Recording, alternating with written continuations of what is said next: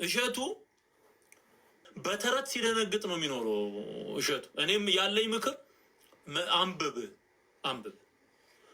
በትንቢት ስም ስለሚነግዱ ሐሰተኞች ነቢያት ብቻ ቸርች ቋል የሐሰት ትምህርት የማይሰለቸው ራሱን እንደ ነቢያት እየቆጠረ ከኢትዮጵያ ኦርቶዶክስ ተዋሕዶ ቤተክርስቲያን ራስ ላይ እንደ መጅገር ተጣብቆ አልወርድ ያለው ትዝታው ሳሙኤል አሁንም ከቤተክርስቲያኗ ራስ ላይ አልወርድ ብሎ እኛ ላከበርነው፣ እኛ ላመሰገናቸው፣ እኛ ለዘመርንላቸው ራሱ መድኃኒታችን ኢየሱስ ክርስቶስ በሰጣቸው ክብር ልክ ላከበርናቸው አቶ ትዝታው ሳሙኤል ግን የእርጎ ዝንብ ሆኖ በማያገባው ገብቶ ሲተረማመስ እናየዋለን። ይባስ ብሎ ደግሞ የኢትዮጵያ ኦርቶዶክስ ተዋሕዶ ቤተክርስቲያን የቁርጥ ልጇ በሆነው በኮሜዲያን እሸቱ ላይ አፍ መክፈትና ማውራትን ጀምሯል። በተረት ሲደነግጥ ነው የሚኖረው እሸቱ። እኔም ያለኝ ምክር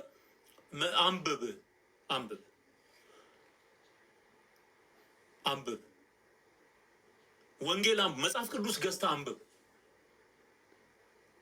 ለእሸቱ ያለኝ መልእክት ይሄ፣ መጽሐፍ ቅዱስ ገዝታ አጥና፣ አንብብ፣ ቁጭ ብለህ አንብብ።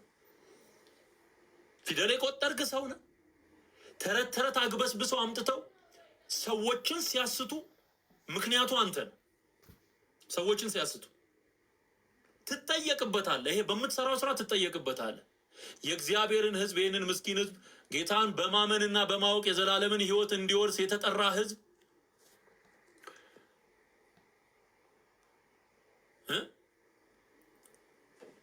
እንዲስት ሲያደርጉ አቅርበ የምታሰብከው ይህንን የሐሰት ስብከት የምታሰብከው አንተ ነህ። ተጠያቂ ነህ። ራስህንም አድን፣ የሚሰሙህንም አድን። እንዲህ አይነት ሮንግ የሆነ ታሪክ መጽሐፍ ቅዱስ ላይ የለም። እንዲህ አይነት ታሪክ በጥንት አብያተ ክርስቲያናት ተብለው በሚጠሩት ታሪክ ውስጥ እንኳን የለም።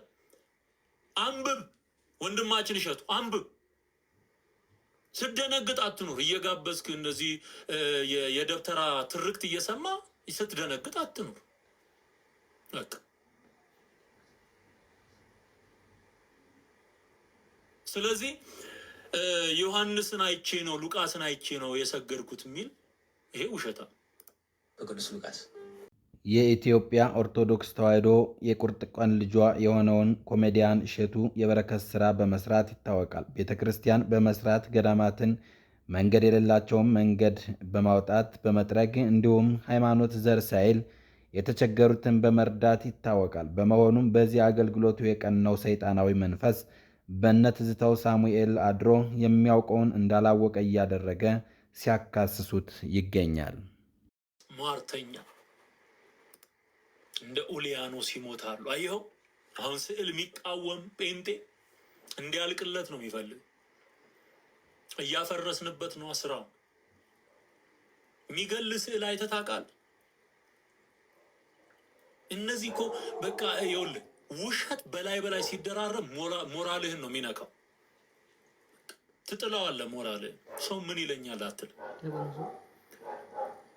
እኔ ይኸውላችሁ እንግባባ። እኔ እያወራው ያለሁት በትንቢት ስም ስለሚነግዱ ሐሰተኞች ነቢያት ብቻ። ቸርች እኮ ለምትሄደው ቸርቹ ለምትሄደው የግሉ ቸርች አለው። በር ላይ እንዲህ ሱፉን አድርጎ ከረባት አስሮ እንዲህ ብሎ የተነሳው ፎቶ አለ። እሱን አይተህ ትገባለህ። ከዛ እንደገባህ ትልቅ ሳይኮ አለ።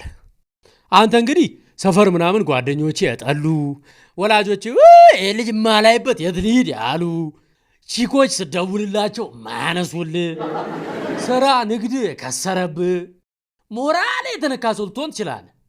እነ ብሩስ ሊ ጋር ስትሄድ በሳይኮ ብድግ አድርጓል። በእግዚአብሔር ጋር አይደለም፣ በሳይኮ አንተ የተመረጥክ የተለየ ነህ ይላል።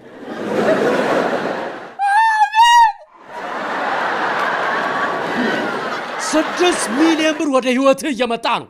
ምድራዊ ነገር ነው የሚያወራ። ግራውንድ ፕላስ ቤት እየተሰራልህ ነው። ይኸው ግፊት ካለብህ ትጭራለህ፣ ከሌለብህ ራቫፎር ደጅ ይቆማል። ምንድን ነው ራቫፎር? የሚያምር መኪና ነው። አሜን በል ዝም በል።